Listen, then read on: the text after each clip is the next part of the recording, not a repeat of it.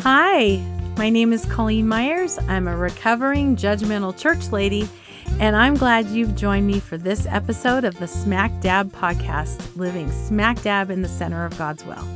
Hi, thanks for joining me today. I want to jump right into some verses in a really amazing chapter in the book of Lamentations in the Old Testament. And this whole chapter 3, is about hope in the Lord's faithfulness. And I found myself in Lamentations last week as I was walking through a painful situation with some people that are really close to us. They were really experiencing some deep loss and what I would call really affliction. And Lamentations chapter 3 is always a good place to go when we're going through things like this. I love starting in verse 20. I will never forget this awful time as I grieve over my loss. Yet I still dare to hope when I remember this. The faithful love of the Lord never ends.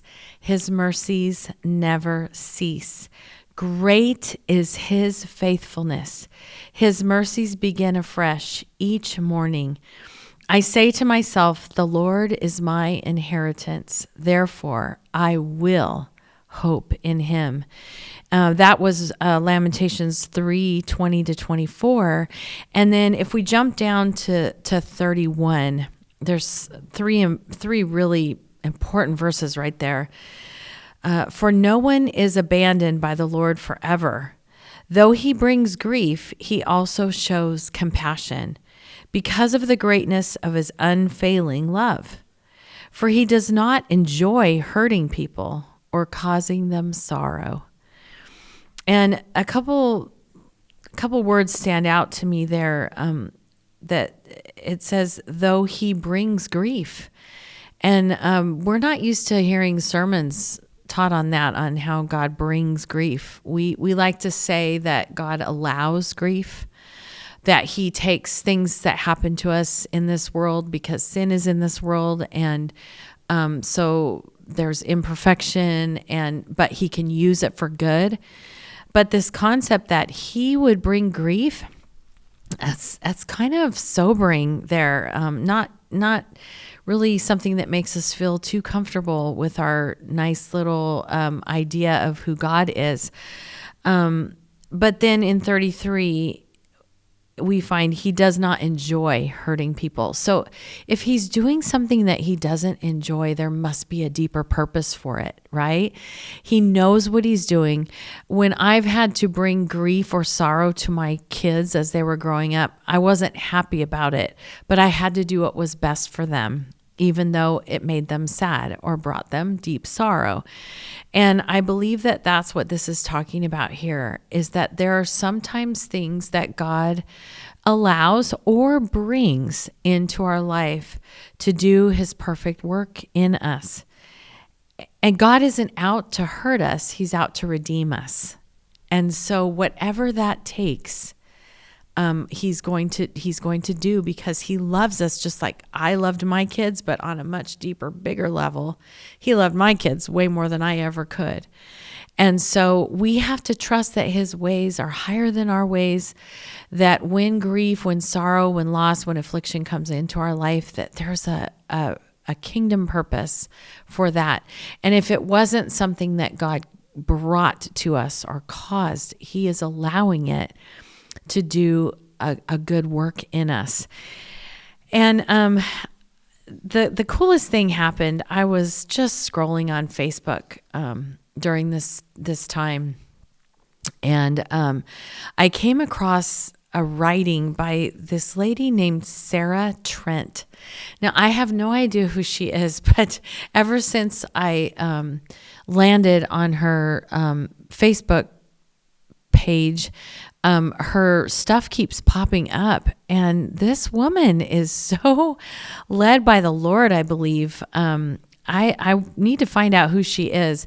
I'm going to go ahead and read what she wrote that caught my attention. It was all about affliction, and I just believe that her words are so wise.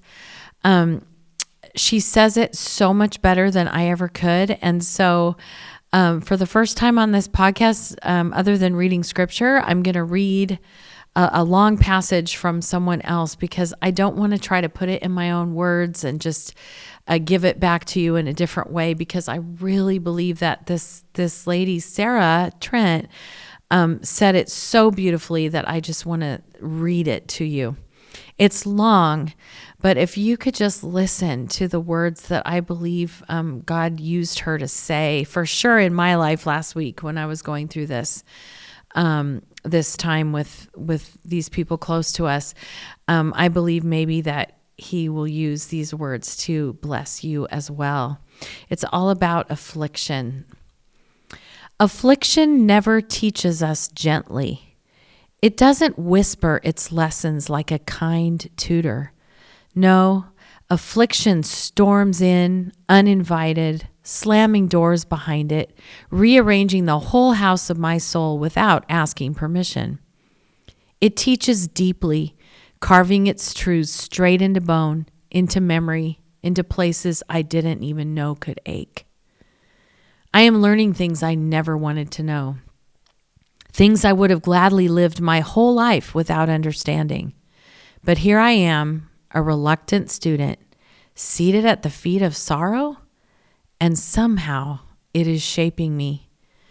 Affliction doesn't lecture, it chisels. It takes the dull places in me and strikes until sparks fly.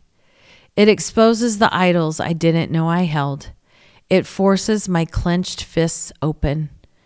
It pulls up the broken roots I buried deep and hoped no one would ever see. It teaches in ways that feel like loss, like loneliness, like waiting in the dark for a dawn that hasn't shown itself in months. And yet, somewhere underneath this weight, something holy is happening. I can't deny it. The word feels sharper here, more alive.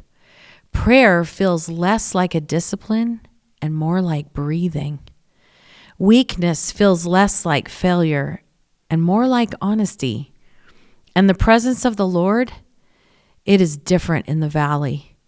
He walks closer when the ground drops out beneath me. He whispers louder when every other voice grows silent. Affliction never teaches gently, but God does not abandon me to its harshness. He takes its sharp edges and uses them to carve out the parts of me that were never going to hold eternity anyway. He lets suffering go only as far as redemption requires, only as deep as transformation needs, only as long as it takes for my heart to learn what comfort could not teach on its own. I am bruised, but I am not destroyed. I am wounded, but I am being healed in places I didn't even know were broken. I am taught by pain, but held by mercy. Maybe that's the mystery. Affliction teaches deeply, but God restores deeper still. And someday, when the lesson has finished its painful work, when the valley finally gives way to the mountaintop, when my tears have watered something unexpected and holy, I will see that this too was a classroom of grace, not gentle, but deeply, undeniably sacred. I'm going to go back to one line, only as long as it takes for my heart to learn what comfort could not teach on its own. How often do we just crave comfort and we crave our lives going good? We just long for those times. We get to the end of a year and we say, I hope that year doesn't repeat itself. I'm glad that year's over. This year's got to be better because last year was so bad. But I believe that if we look back at the things that God tried to teach us during those uncomfortable times, those painful times, those time of affliction times, we'll see that God wasn't out to hurt us. He was out to redeem us. He was out to redeem those painful parts in our life. And when we let that work be done in our lives when we don't fight against it and we say, Jesus, go with me through this. You promise in Psalm 34 that you are near to the brokenhearted. Show me where you were near me during that time. And then we rise from that. We rise from that with a redeemed story. We rise from that learning lessons we never could have learned if we were in a comfortable place. I hope that this helps someone today to go over this, to remember, just like Lamentations, where I started in verse 20, I will never forget this awful time as I grieve over my loss. Yet I still dare to hope when I remember this.